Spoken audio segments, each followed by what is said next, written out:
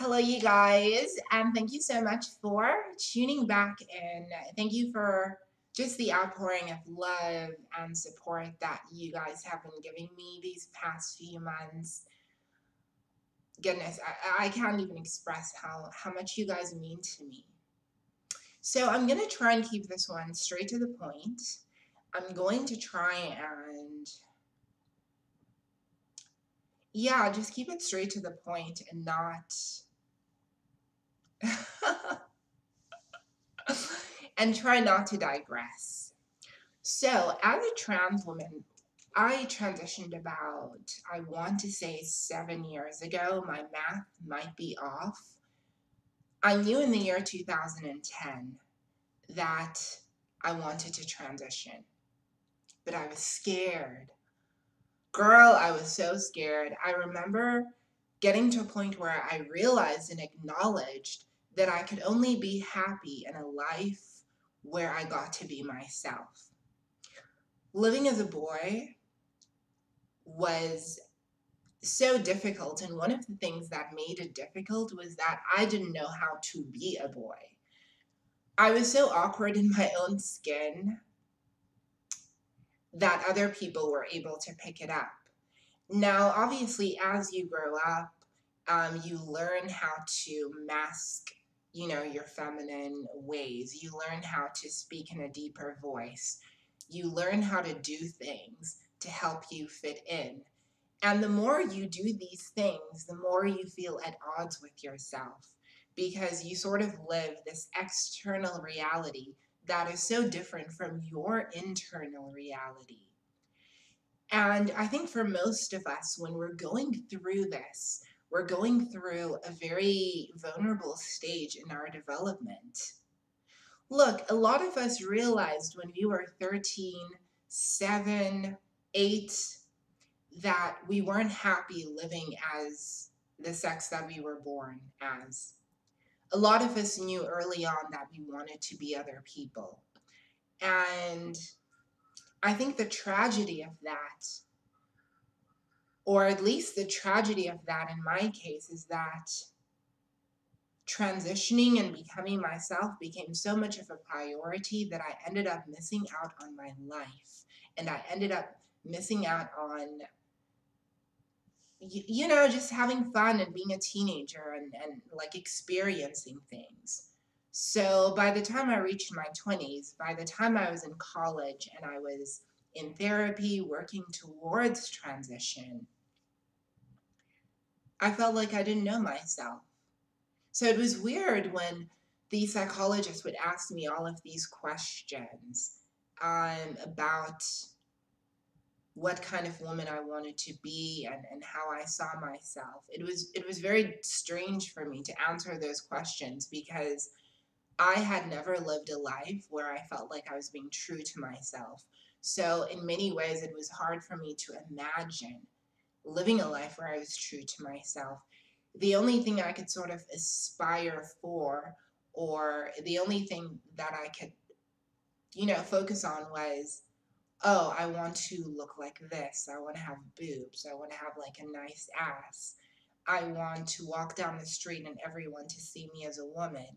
And most importantly, I want to be in a romantic relationship, a committed relationship with somebody who sees me, wants to be with me, and wants to support me in my journey. And all of these things that I wanted, they were not wrong in any way. They weren't wrong. But looking back now, I realized that I needed to change my focus. I needed to change my focus. My focus could no longer be that, oh, I wanted to look feminine or I want to look beautiful. My focus really needed to be that I want to be myself. And I want to enjoy all of the different parts of this journey because it's going to be a long one. For most of us, that transition, we're going to go through that awkward stage of learning how to present ourselves as women because we've lived so many years. We've lived so many years as a gender that was not authentic to who we truly were. So when you start off living as a woman, there's all this awkwardness. There is all of this awkwardness. There are all of these embarrassing moments. And for myself in the early days, I low-key felt like I was a cross-dresser sometimes. I felt like I was a cross-dresser. I felt like everyone knew my secret. And I felt judged. I felt judged. And it's crazy. It's all of these really, really difficult and challenging experiences that made me want love even more. And I think it's all of these experiences that make us as trans women want love even more. So then what do we end up doing when we're in that headspace? We end up settling for guys that mean us no well. Like, we end up settling for these men that end up hurting us time and time and time and time again. And we stay with them. We stay with them because our threshold for pain has, yeah, like it's just gotten stronger and stronger and stronger. And you get to a stage in your transition where the abuse, the gaslighting, the negligence from these men, it becomes normal and it almost becomes acceptable. And I have to be honest, I think for the whole LGBTQ plus community, for those of us that are attracted to heterosexual cisgender men, a lot of us go through this invalidation. So many of us go through this invalidation. I know with a lot of my gay friends, I always say to them, like, just stay away from these guys stay away from straight guys, because straight guys are just going to hurt you. There was this one boy that I talked to for the better part of 6 months to 8 months, and I was completely enamored with him, despite the fact that he spoke to me like I was crazy. Despite the fact that, he was, a full-blown alcoholic who was deteriorating day by day.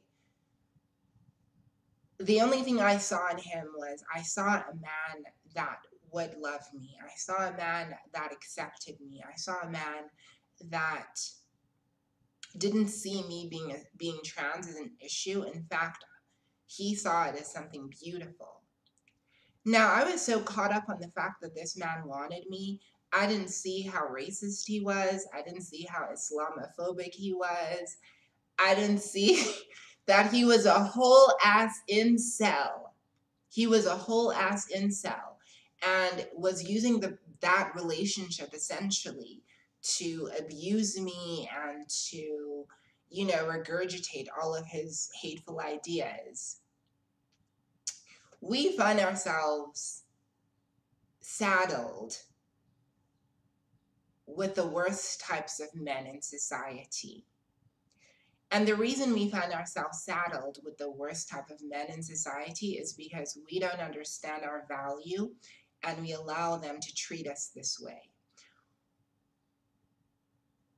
We make it okay for them to only see us late at night. We make it okay for them to be embarrassed. We make excuses and allowances for them because holding on to them and having someone in your life makes you feel like you're not alone, even if that person plays games, even if that person is hurting you.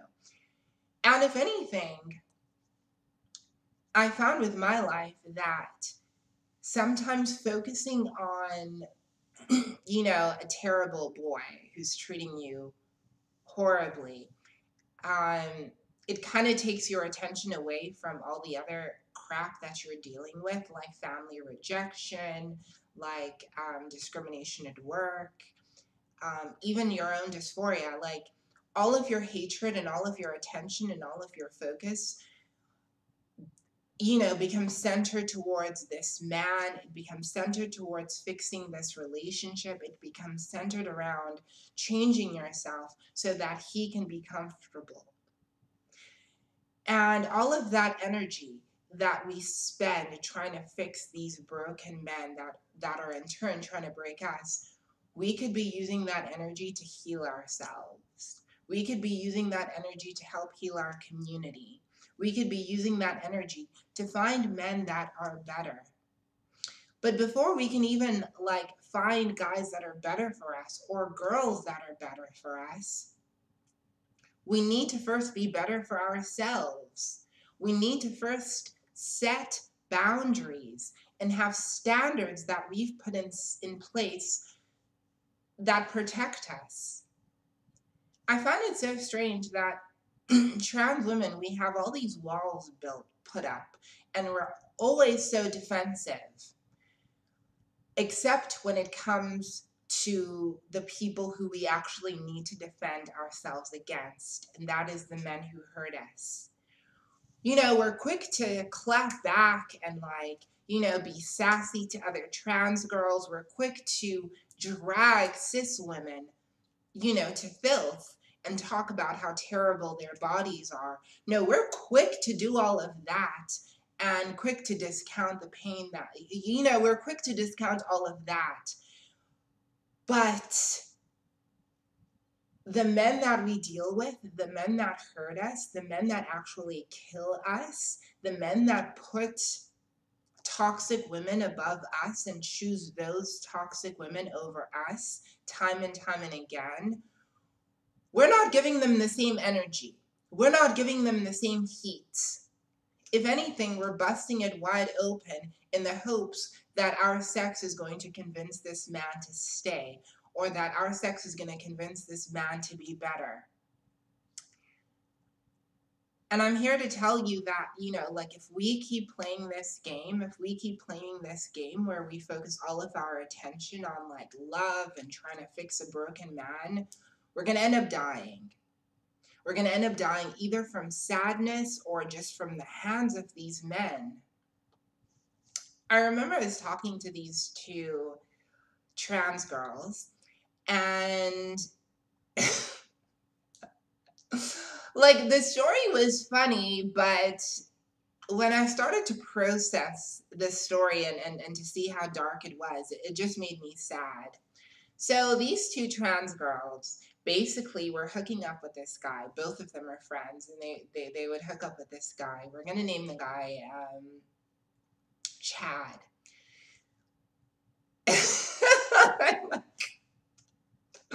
So they tell me about this guy. The one girl, we're gonna call her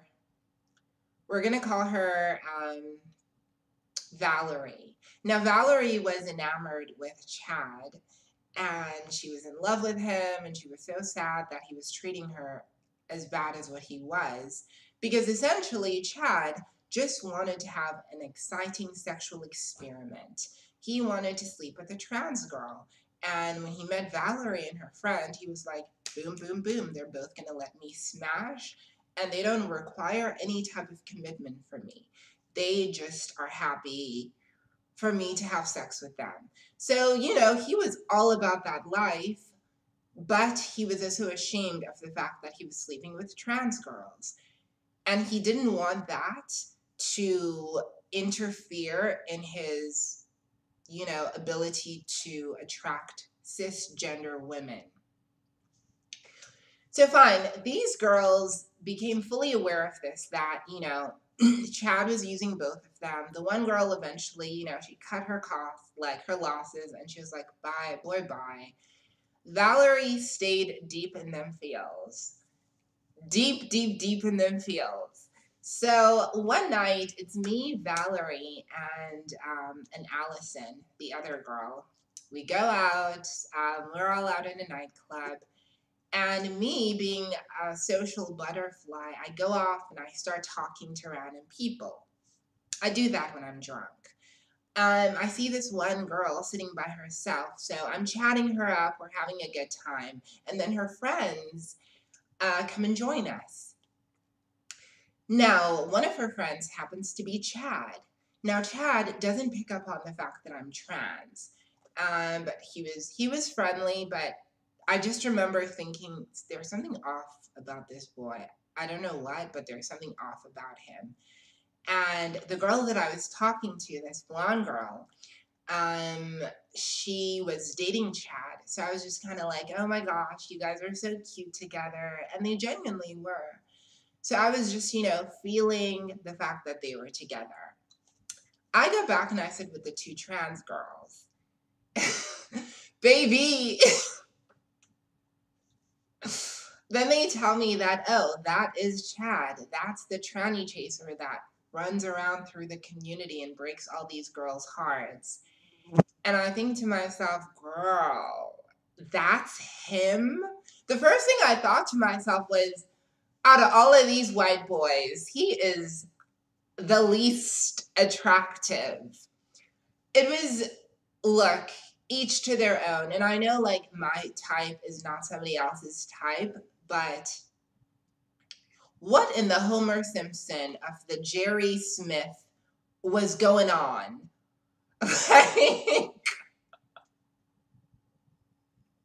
Homer Simpson meets Duck Dynasty, Brock. No. No, no, no, no, no, no. Okay, hey, if y'all are into all of that, get it, girl, get it where you get it. But I was just kind of like, I don't see this. So fine, we end up going back to the apartment. And the girls are telling me more about this Chad character and how, like, he's abusive towards the girls. He's emotionally, psychologically, like, he abuses them, just doing the most. And he ended up calling Valerie. Now, we have spent the better part of an hour talking about how ugly he is, how useless he is, how terrible he is, how no trans girl in her right mind should be with him.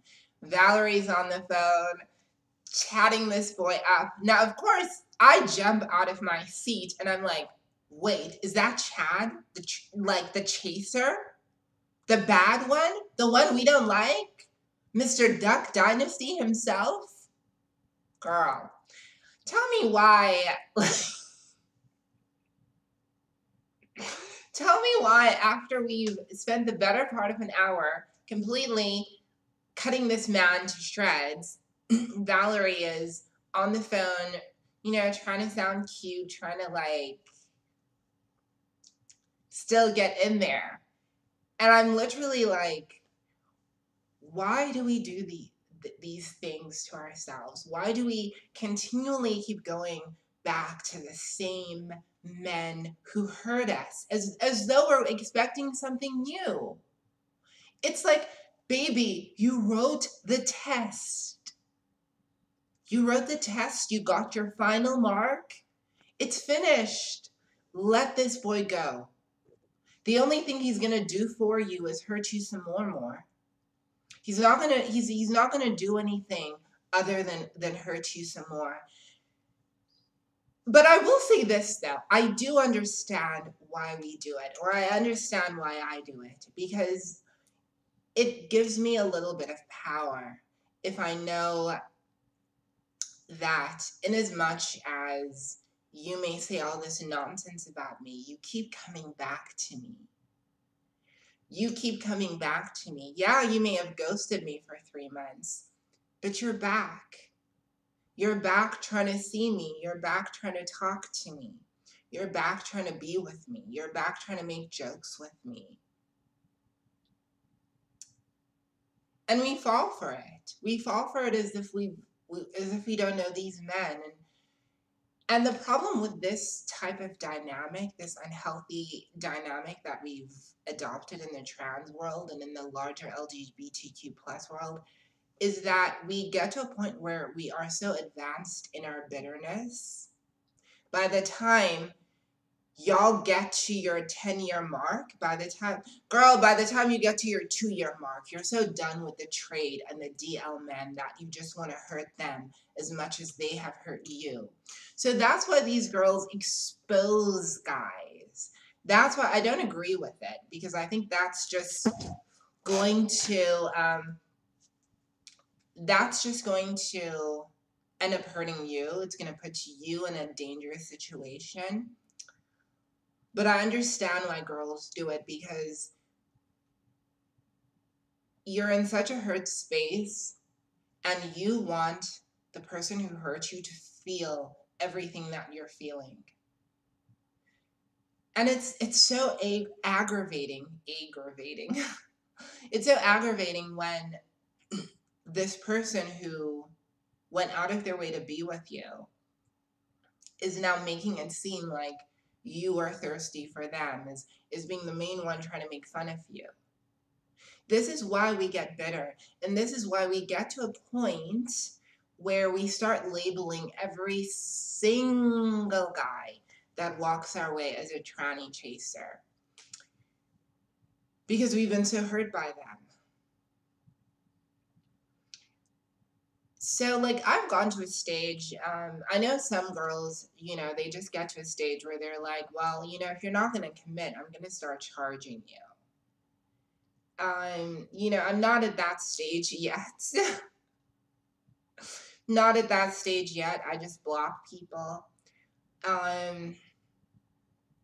I will say, for me, the reason I still talk to some of these dudes, I still will answer some of their text messages and be like,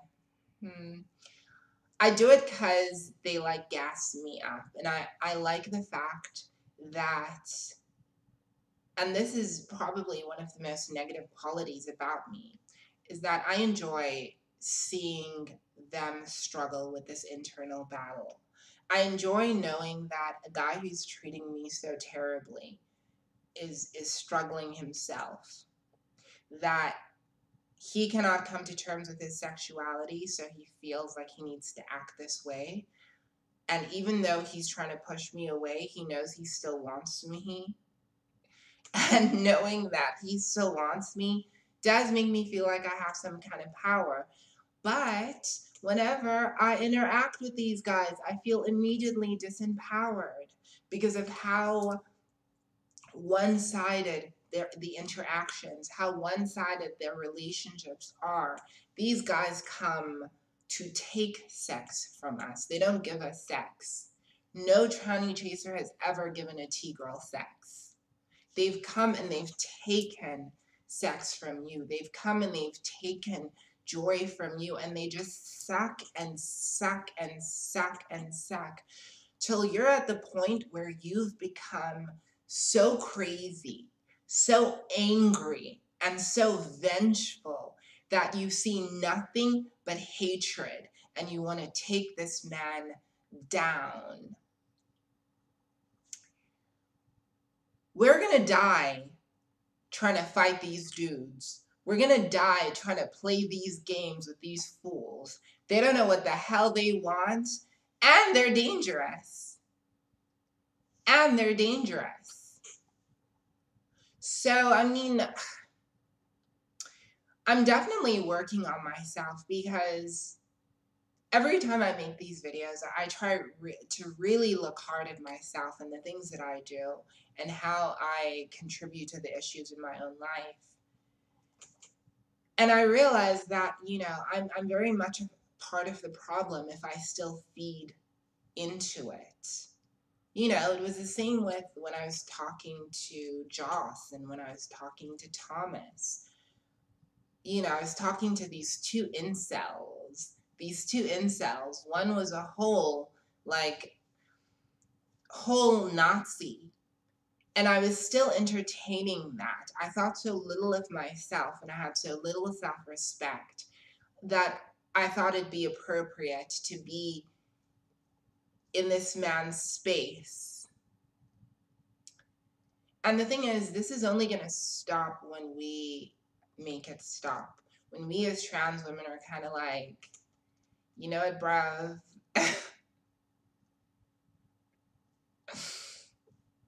I'm out. I'm out. Yes, I'd love to find love, but I know it's not going to come from you. So I'm out. That being said, I really do believe that a lot of us can find love. can find love and we will find love. But I think we do go through this stage of dealing with these horrible, toxic men that by the time we actually do meet nice guys, we're so angry and embittered. So I just want us to keep working on ourselves. You know what I mean? I want us to start seeing the truth for what it is. And I want us to stop making excuses for these men. And we need to get to a point where we stop trying to get revenge. There are no justifiable resentments, my angel. There are no justifiable resentments. Because at the end of the day, I don't care what they did to you. At the end of the day, if you kill yourself trying to get revenge, if you kill yourself with a depression that was given by other people, if you kill yourself with a depression and anxiety and anger and hatred because of what they did to you, it's, girl, no. Like, for me, resentment, it's kind of like these people hurt us, and I heard this from Wayne Dyer, and I really, really love this. But it's like no one has died from a snake bite. The snake bite in and of itself cannot kill you. The venom that seeps through your body is what kills you. So the actions that these men do, them, like hitting on us and then 2 minutes later being like, yeah, you a man anyways, or like them jumping onto our platforms and saying horrible things to us. That's not what's going to kill us. What's going to kill us is when we allow those words to take root, when we allow that seed to take root, for that bitter seed to sit inside of us and to grow. That anger, that hatred, that realization of just the world being a shitty place, that's what's going to kill you. And the problem is now we're finding ourselves in situations where trans girls are going after these dudes. They are done. Like we're not playing these games, especially these baby trans girls. Some of these baby trans, all of y'all born in the year 2000, 2002, girl, they're not accepting it anymore. They're just not accepting it anymore. And I have to say, like, whenever I see some of you baby trans being as fiery as what you are, some of you baby trans being unapologetic, there's a part of me that's like, that's my child. That is my girl right there. But I want you to be careful. I want you to be careful because for me, looking at some of y'all, and I'm in my 30s, I'm just kind of like, baby, like, baby, let's just, some of these guys are dangerous. Let's just be careful. That's what I'm trying to say. Let's just be careful. Definitely fight for your rights and definitely stand up for who you are and don't let these men play you. But I personally don't think it's ever a good idea to expose men or to challenge these men and put yourself in a situation that could end up being dangerous for you. You know what I mean? I want you to just live long enough so that everyone that has treated you poorly can look at you and be like, she made it. I don't know how, but she did. Every guy that's ever treated you poorly, I want them in 10 years' time, when they see you in love, happy, thriving, I want them to be like, damn, I could have been in there. Don't destroy yourself trying to fight back with these men. It's not worth it. It literally is kind of like taking a burning hot coal, picking it up with the intention that you're going to throw it and you're going to hit one of these dudes. Baby, you're going to get burnt first. In order for you to hate these dudes, hatred, resentment, anger needs to seep through your body. You need to feel it at every cellular level in order for you to hate someone. That dude needs to live rent-free in your mind, and you need to replay all of the trauma he's done in order for you to, you know what I mean, in order for you to go after him. Now, I get it. Some of us don't want to fight these dudes. Some of us are actually so broken down that even talking about the situation makes you like crazy. Like, you want to cry. You just want to, like, girl, I've been there. Girl, a guy hurt me so bad. Okay, I'm a sensitive person, so. But this guy hurt me so bad, I would like, the tears would wake me up. The tears would wake me up. Like, I would go to bed crying and I would fall asleep because of the sheer exhaustion. Wake up and cry. Wake up and cry. For a guy who didn't even wash his dick. Biggest beer belly known to man. So I get what, I know what it's like to be in that state and to feel completely hurt and destroyed and shattered and to feel like you can't fight back, but to also not know what to do with this sadness. Because let's face it, you didn't create the sadness. He gave it to you. The way he treated you, he gave you that sadness. Girl, you were just minding your own business. Here he comes. Making 2020 the worst year. Here he comes. What I want you to do is to learn how to be kind to yourself. I want you to talk. I want you to cry. I want you to let this out. And if you think you're talking too much, you're not talking enough. We need to learn how to positively embrace these negative emotions. We need to learn how to be the kind of women that can go through these things where a guy can say something crazy and we'll be like, lies, get away from me, and continue on our path of greatness, understanding that we're beautiful and understanding that we live in a society that's just not cool enough to handle us right now.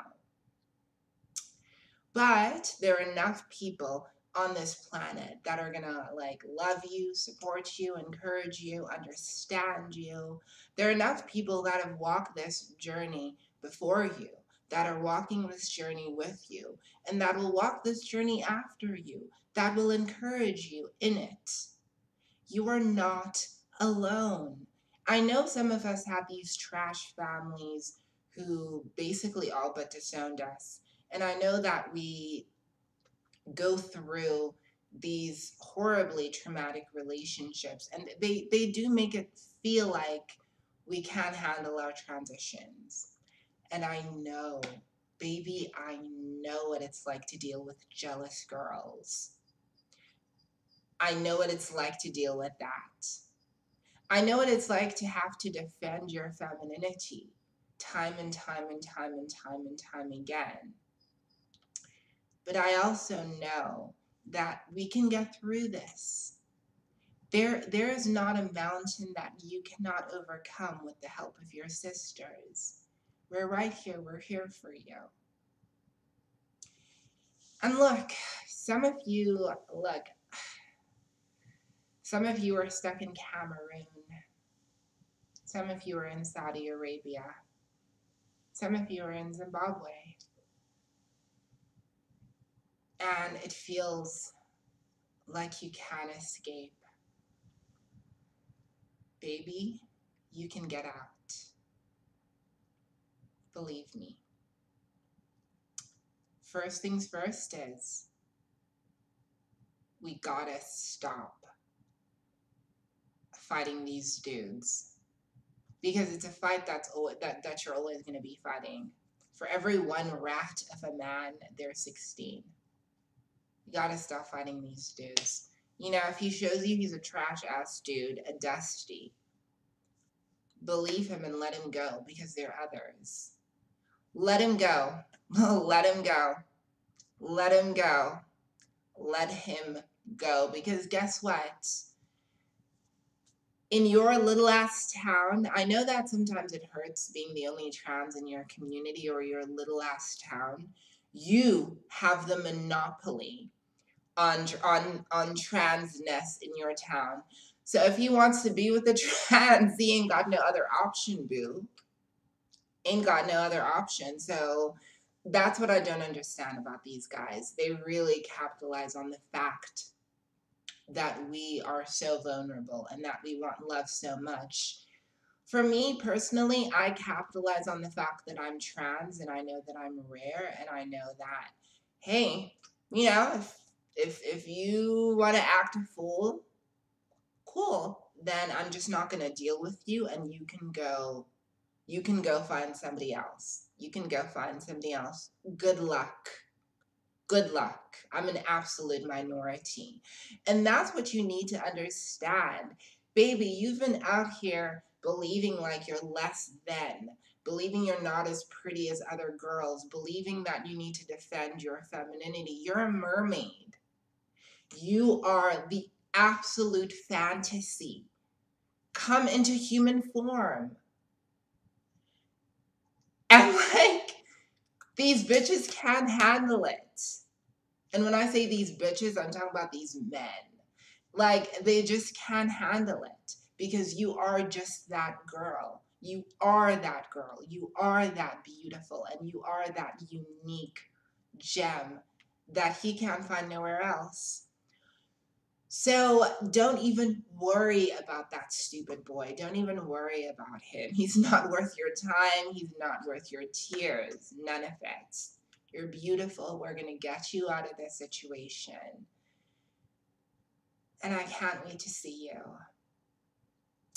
on the other side. I love you so much. I'm going to end this video.